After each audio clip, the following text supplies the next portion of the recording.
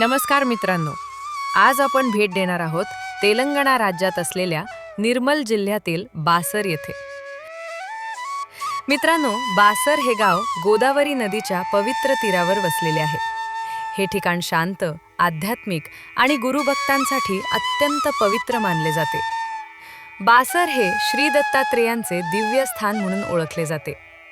श्री गुरुचरित्र ग्रंथानुसार श्री गुरु नृसिंह सरस्वती स्वामी महाराज येथे काही काळ वास्तव्यास होते आणि गुरुचरित्रातील अध्याय 14 मधील सायनदेवाची कथा याच परिसरात घडली असे मानले जाते।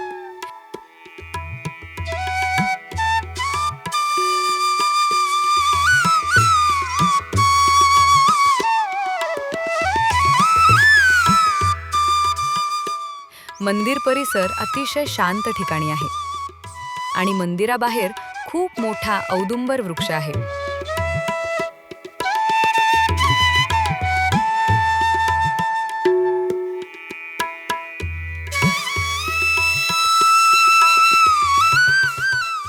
औदुंबर वृक्षासमोरच आपणास कल्याण पादुकाचे दर्शन घेण्याचे भाग्य लाभते। आपण जेव्हा मंदिरामध्ये प्रवेश करतो तेव्हा मंदिराच्या गाभाऱ्यामध्ये आपणास श्री गुरु दत्तात्रेयाची एकमुखी स्वयंभू मूर्ती दिसते। मूर्तीकडे पाहून मन प्रसन्न होते आणि सर्व चिंता मिटते।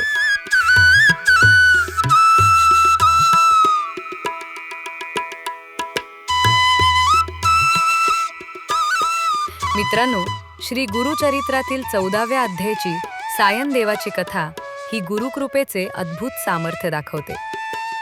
सायनदेवाची निस्वार्थ सेवा पाहून श्री गुरु नृसिंह सरस्वतींनी त्याला आशीर्वाद दिला की त्याच्या वंशात गुरुभक्त जन्माला येतील। पण सायनदेव एका क्रूर यवनाच्या सेवेत होता, जो दरवर्षी ब्राह्मणांचा वध करी। आज सायनदेवाचाच मृत्यू ठरलेला होता। भीतीने व्याकुळ होऊन त्याने गुरूंना आपली व्यथा सांगितली।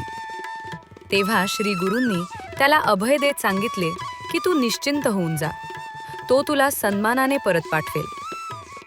गुरुकृपेने यवनाला सायनदेव तेजस्वी व भयप्रद दिसू लागला। त्याला भयंकर स्वप्न पडले आणि ब्राह्मणाचा घात केल्यास स्वतःचा नाश अटळ आहे हे त्याच्या लक्षात आले। घाबरून त्याने सायनदेवाचा सन्मान करून त्याला सुरक्षित परत पाठवले। मृत्यूच्या दारातून परतलेला सायनदेव गुरूंच्या चरणी कृतज्ञतेने नतमस्तक झाला।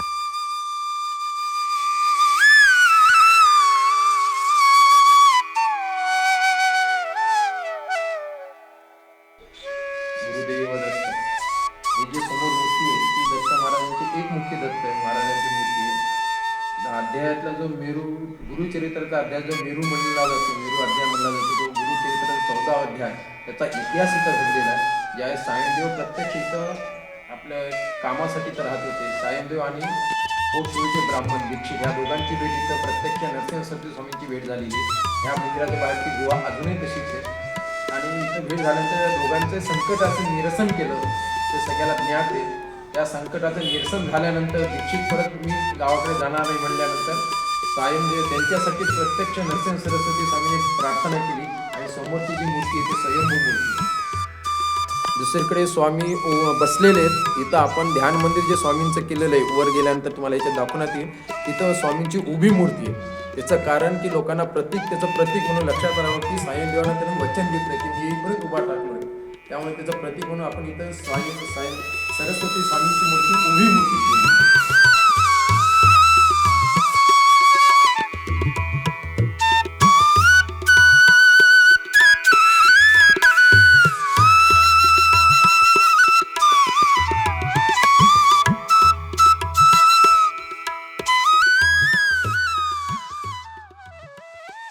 मित्रांनो, मंदिराच्या बाजूला श्री गुरुचरित्र पारायण कक्ष व ध्यान मंदिर आहे। येथे नित्यनेमाने पारायण होत असतात। येथे ध्यान केल्याने मनाला मानसिक शांती लाभते।